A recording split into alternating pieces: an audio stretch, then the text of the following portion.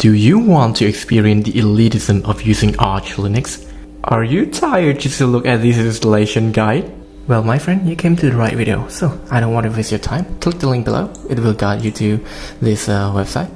And scroll down, you'll see a bunch of countries, so just pick the one that is the nearest to your current location. If you're from the United States, scroll down to the United States and find, just pick one of them.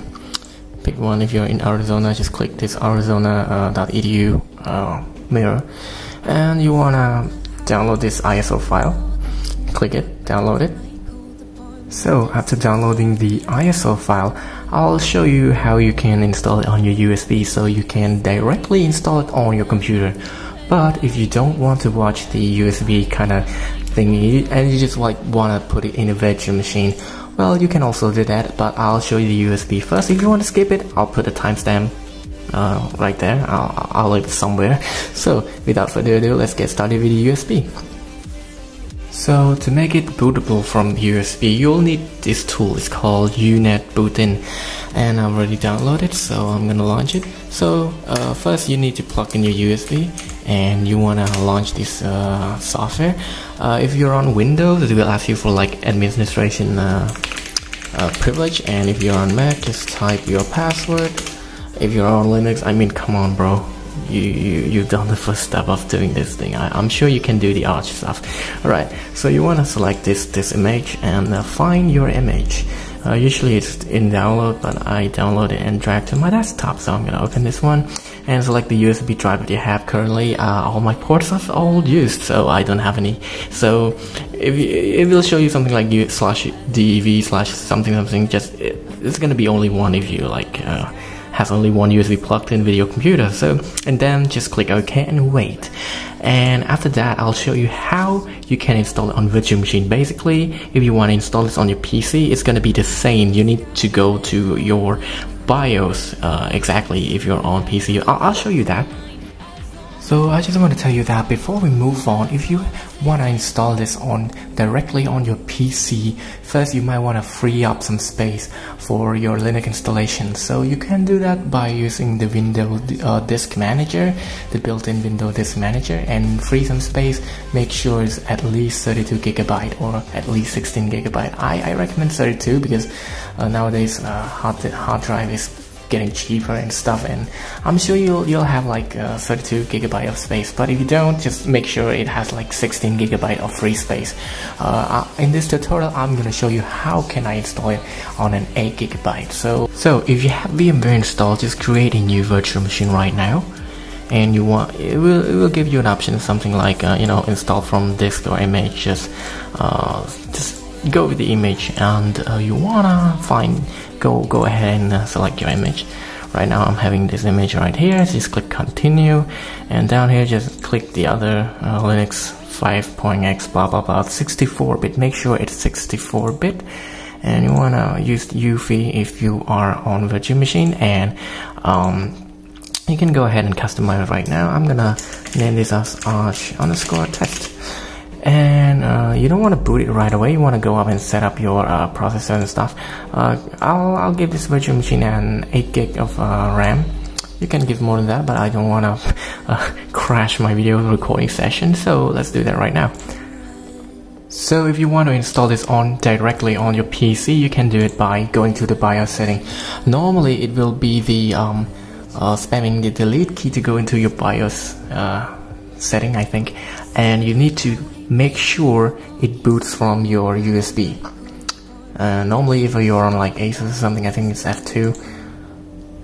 So if you're in your boot manager or BIOS setting, you might want to go and make sure your BIOS will boot from USB instead of your regular hard drive.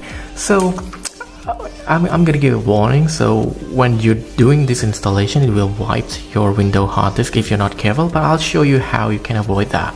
So right now I'm gonna boot it from my CD-ROM, which is the ISO file that I'm giving into it. If you're on bare metal PC, or you use your USB, your bootable USB, you can find your USB device and just boot from your USB device, and you'll see something like this.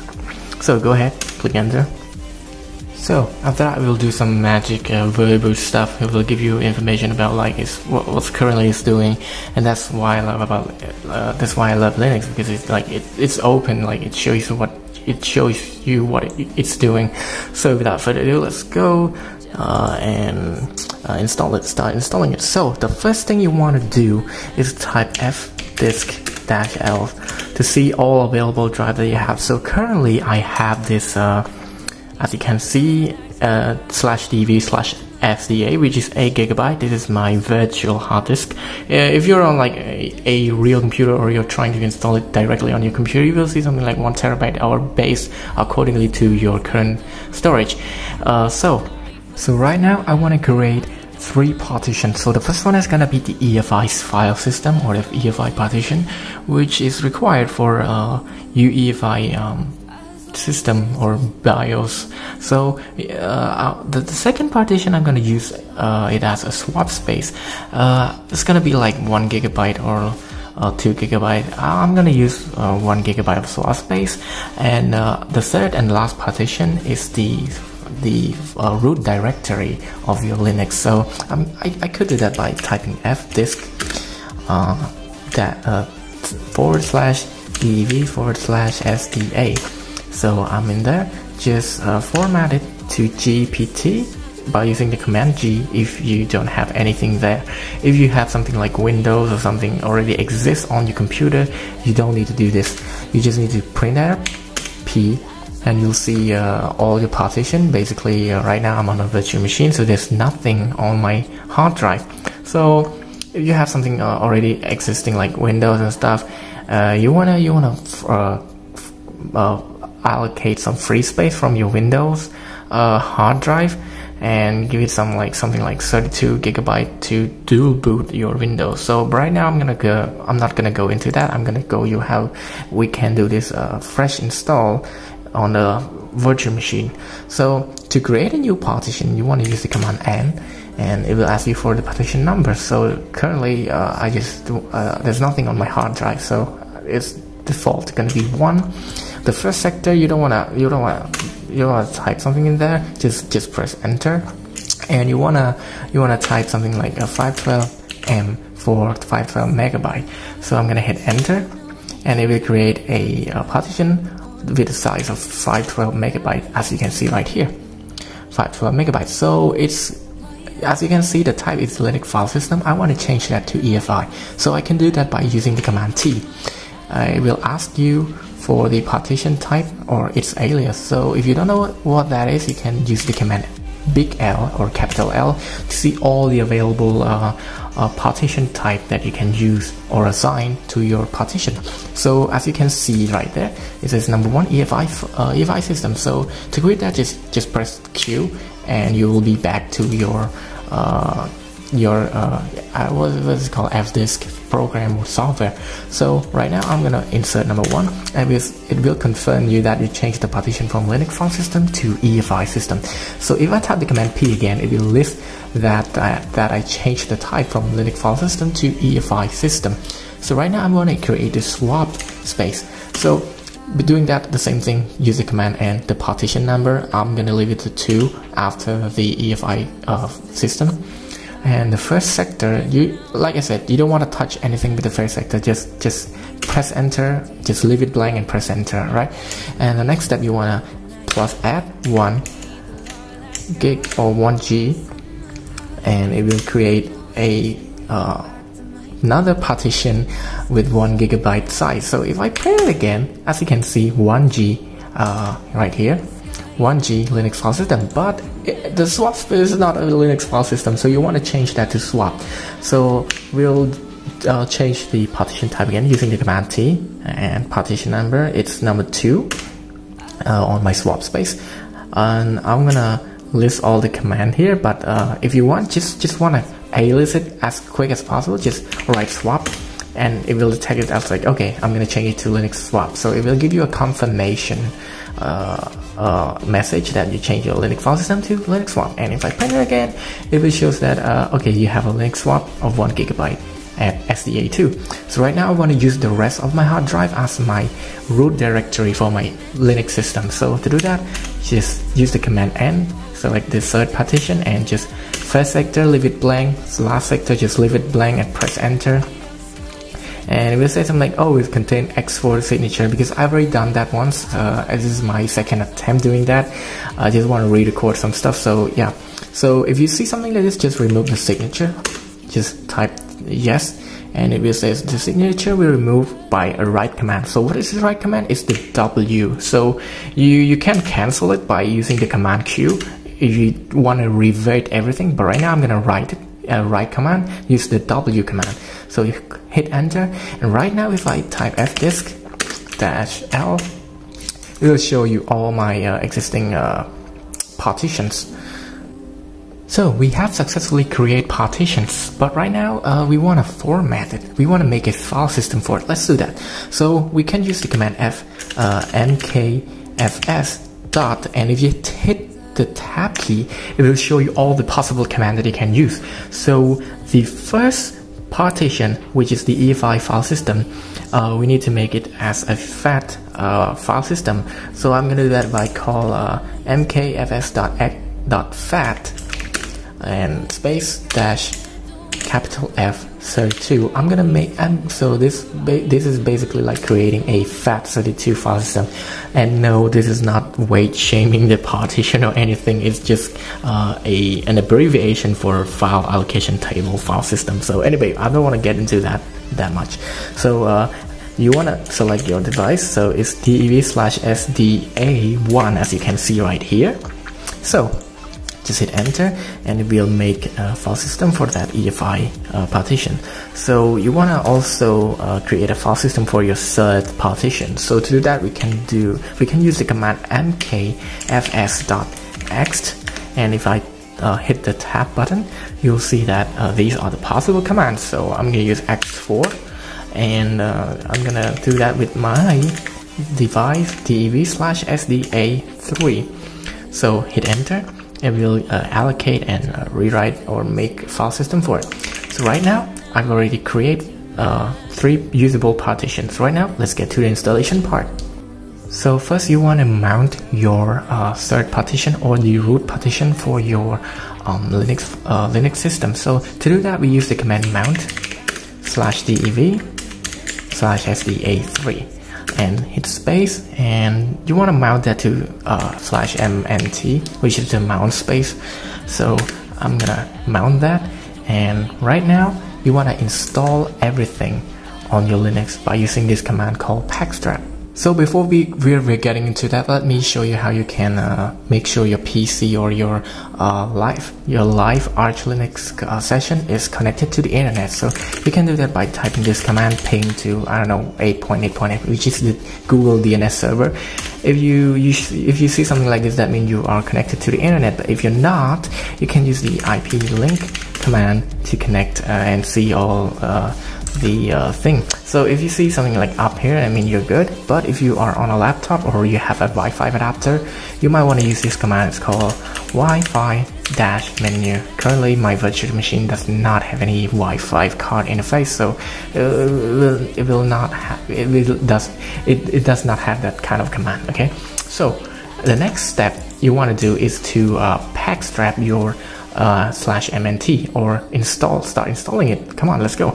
Use the command pacstrap, and I'm gonna do it to the mnt directory. Just put /mnt, the directory that you mount a moment ago, and just type base space linux space linux dash firmware.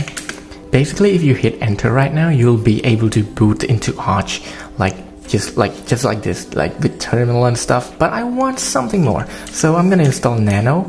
I want a desktop environment. So there are tons of desktop environment out there for Linux, but I'm gonna use the infamous one, which is GNOME, the desktop environment that is widely popular on Ubuntu. A lot of people use GNOME desktop environment on Ubuntu. So just do that, because you wanna have some sort of desktop environment for yourself. You want some graphical stuff, not just like these terminal stuff. So you wanna type no, and you wanna also install this Xort. I'm gonna call it Xort. A lot of people call it Xort, but I'm gonna call it Xort. So hit enter, and right now what you're gonna need to do is to wait. Grab your hand a coffee, and because it's gonna start downloading 1 GB of data and install like almost 3.5 gig. So just wait patiently. So after the installation is finished, you'll be back here, root at Arch ISO. So the next thing you want to do is to use this command. It's called gen ftfs tab dash capital U slash mnt 2 slash mnt slash etc slash fs tab. Hit enter, and the next thing you want to do is use this command to go into that mnt. Basically it will change the root. So I'm gonna do that by using this arch dash ch root, we stand for change root slash mnt. So right now, if I ls, this is my home directory, this is my third partition directory. What I meant by that is currently I'm in. It's like the hacker moment, you know, I'm in. Anyway, so I'm gonna clear this thing out just to get all of the mess. As you can see, the word root is not red anymore. So right now I'm in the third partition, or the slash mnt. So right now you can do by setting up your Linux right now. So I'm gonna do that by setting up the time first. So let's do that by calling the time date ctl, I think, yeah, ctl, and list time zone to see all your, oh my god, time zones. So just go through that. Go through those lists by pressing enter. It will show you the next line, and if you hold on enter, you will see it's scrolling like that. So you wanna find your time zone. So currently I'm in Asia, Phnom Penh. It's in Cambodia somewhere. So I'm not gonna bother. So I'm gonna call that command again, time date ctl, and you wanna use this switch called set time zone to Asia and slash the place that you're living in. So mine is Phnom Penh. Hit enter, and you'll set your time zone by doing like that. So the next thing you want to do is local gen. You want to generate your locale. But you can do that by using this command called locale gen. It will generate the locale, and that's it. The next thing you want to do is to configure your host name. This is your system name or your computer name. So I'm gonna doing this by using the echo command, which will print out my name, and I'm gonna write it to a file called hostname. So to do that, I'm gonna use this command echo, and I'm gonna name my computer let's say I'm gonna call my computer Cipher. You want to add this greater than sign slash etc slash host name. Hit enter, and you'll get your computer name as Cipher. Next thing you want to do is you want to create a host file. So you can do that by using this command touch slash etc slash host. And you want to edit that. So I have this installed, Nano, the software or the editor, text editor that I installed a moment ago with Packstrap. So I'm gonna call it I'm gonna call Nano slash etc slash host. And you want to set your localhost IP to is like doing alias stuff. So you want to type out 127.0.0.1, hit the tab key, localhost, press enter, ::1, double tab, make sure it's under localhost there. Just write localhost again. Hit enter, 127.0.1.1, and this one is gonna be your computer name. So mine was Cipher, and hit Control X and press enter or Y and press enter, and you'll get out of there. So after that, you need to set up your root password. So to do that, we can use this command called passwd. So I'm gonna type a password for my root user. So password update successfully. Right now, you want to install a bootloader. And I'm gonna use grub, which is the the standard nowadays. So I'm gonna use grub. So first of all, I'm gonna need to download and install grub. So I'm gonna use the Arch package manager called Pacman. It's like the Pacman, wow, something like that. So Pacman -capital S grub and EFI boot mgr. I almost type manager. So it will ask you like, hey, you know what, you want to download this, and just type capital Y and enter. You can type lowercase y, it doesn't matter. Wait for the installation to complete. Right now I'm gonna clear it out, and now I'm gonna mount. First of all, I'm gonna make a directory /boot EFI on my third partition, because I'm currently on my third partition right now. So make a directory there and call the command mount /tv/sda1 to that new directory that we created called boot/EFI. There you go. Now you can install grub by calling this command called grub install target equal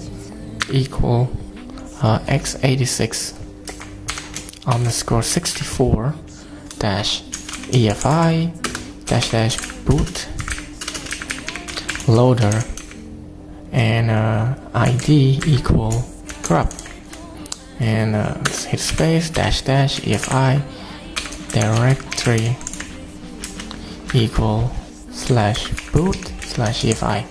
Hit enter, and we will perform an installation, and we say installation finished. No error reported. That's cool. Okay, right now I'm gonna make a configuration for grub. You can do that by using the command grub mkconfig -o/boot/grub /grub .cfg. Doing that, it will create some grub configuration. So for the next and last step, you wanna install this thing called Network Manager. You can do that by calling the command pacman -s, capital S of course, Network Manager without space. Hit enter, and you wanna hit enter, and we'll start the installation progress. So you're gonna have to wait for a bit. And right now, you wanna enable Systemctl, enable GDM. Make sure it's enabled, and you wanna also enable Network Manager. Hit that, and we'll say something like this. And you wanna exit and reboot your system. Right now is a good time to plug out that USB. So after the reboot, you will see this login screen. Now you want to type your username as root and your password that you changed a moment ago. Just hit enter. Right now, you wanna start flexing those normies. So I'm gonna press Control Alt and F3, and now I'm gonna log in with root again. And right now I wanna install NeoFetch, which is a you'll see. Just install NeoFetch, and right now just call NeoFetch. You'll see this. You can take out your phone and screen capture, or like take a photo of this thing and flex with your friend, like, oh hey guys, look at that. Anyway, I think the video is gonna be finishing here. I'm signing off right now, guys. So bye.